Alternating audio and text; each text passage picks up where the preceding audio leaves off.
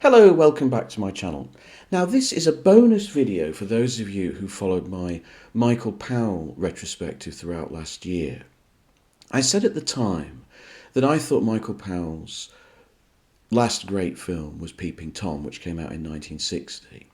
But recently the BFI in Britain did a whole retrospective of Powell's work, and they rediscovered this, Bluebeard's Castle, which they've also put out on this excellent Blu-ray. Now, Bluebeard's Castle was a strange project that's been little seen since it was made in 1963. By this time, Powell had already started working in Australia, but he was called back to Europe for this project. Hein Heckroth, who was his regular production designer on many of the films with Pressburger in the 40s and early 50s, asked him to get involved, and he also met with Norman Foster, who was an opera star at the time, who was keen to do more filmed opera, to make opera more available through film and television. And they had this television project working in Salzburg to make this, Bluebeard's Castle.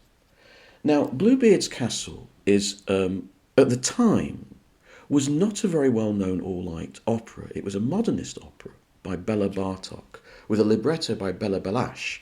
That will be a familiar name to those of you who have read film criticism and film theory. He was a major film writer in the 1920s. And you see, the first thing that interests me about this film is there's this image of Michael Powell, isn't there? This cosy English filmmaker making wartime propaganda with nice actors like Deborah Kerr and making films like I Know Where I'm Going, you know, love and romance in the British countryside. But here we are in the 60s and him making a modernist opera. You know, he was a much smarter, much more well-read, much more aesthetically diverse person than he's given credit.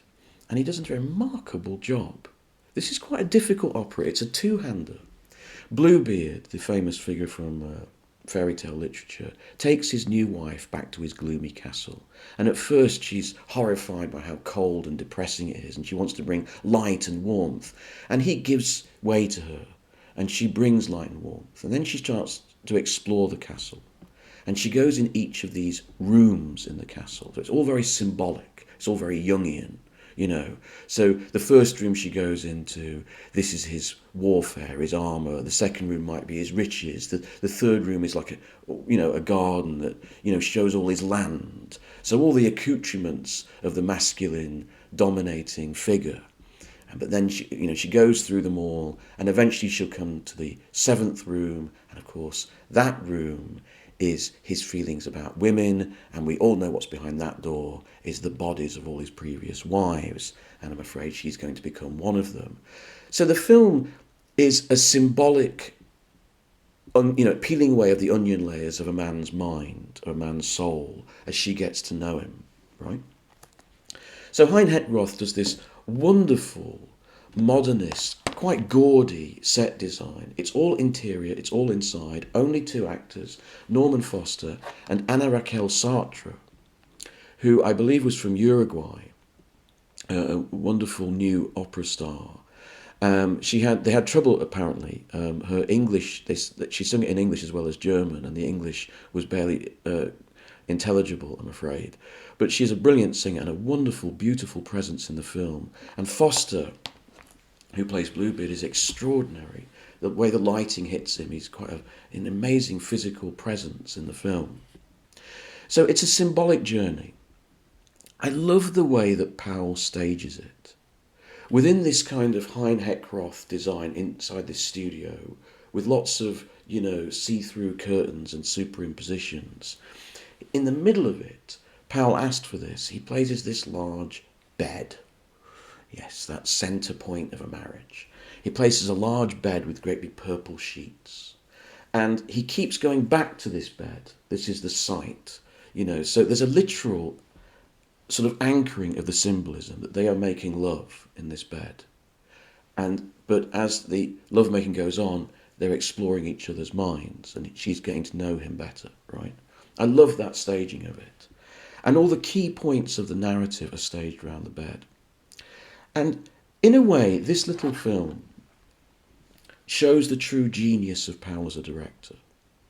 You see, people who want to think of Powell as a very English director, as a very cosy director, and enjoy the sort of whimsy and the fantasy of things like A Matter of Life and Death and Blimp. In a way, that is great. That's a great part of Powell that I love as much as the next person. But you see his real chops as a director when he's tackling something like this, which is very different. Now, she's been to the 6 rooms, right? She's understood his status as a man, but now she wants to get inside his soul. So Powell returns to the bed, and I love the way this is staged, and this shows how brilliant Powell is as a director, and when he knows how to use restraint. So the bed is in the centre of the frame. She is at the far end. Now he is in the front kneeling. So we're aligned with him. We know he's in trouble. She's going to find out about him. She's reaching across the bed towards him, trying to get him to show her his real self. Eventually he gives in. The camera moves back with him as he walks sadly out of the room. So we're watching her in far distance now. And then he comes back into shot and we move forward, back towards her, and he gives her the key. That simple piece of direction, keeping it all in one shot, keeping the emotion contained, that's Powell at his very best. It's simple, it's not spectacular, it's not visionary, but it shows he knows how to deal with narrative, he knows how to deal with intensity. This is an extremely intense experience. That's why I kind of preferred it. I'm not an opera buff, so I'm not going to sit here and talk about Bartok's music because I'd make a fool of myself. But suffice to say that I'm not an opera buff, and I loved this film. And I cherished every minute of it. It's just over an hour long. I found it an incredibly intense experience. Very beautiful music. I loved the luridness of Hein Hetroth's production design. I thought the 2 singers were fantastic and were also great physical presences. But I also loved Powell's direction. When he knows how to push it, when he knows how to draw back. This is a great lesson in Powell as a great director, more than any other film of his that I've seen. And I strongly recommend it. I think it's Powell's last great work. I prefer it to Tales of Hoffmann. Tales of Hoffmann is more of a popular classic with, melodies that you remember.